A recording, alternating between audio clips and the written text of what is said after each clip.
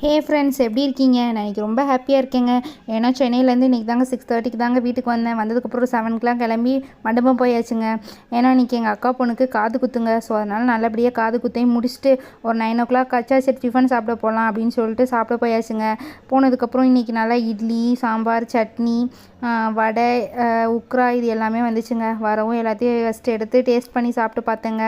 First நம்ம item வடை வரவும் வடையை எடுத்து தேங்காய் சட்னியில் அப்படியே தொட்டு சாப்பிட்டு பார்த்தா செம்மையாக இருந்துச்சுங்க.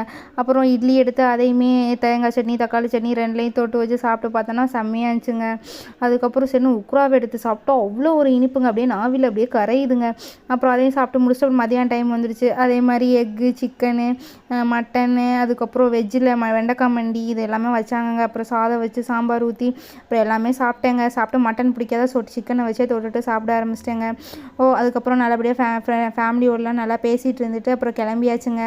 ஓகேங்க, உங்களுக்கு இந்த வீடியோ பிடிச்சா லைக் பண்ணுங்கள், ஷேர் பண்ணுங்கள், கமெண்ட் பண்ணுங்கள், மறக்காமல் சப்ஸ்கிரைப் பண்ணுங்கள். பாய் பாய்.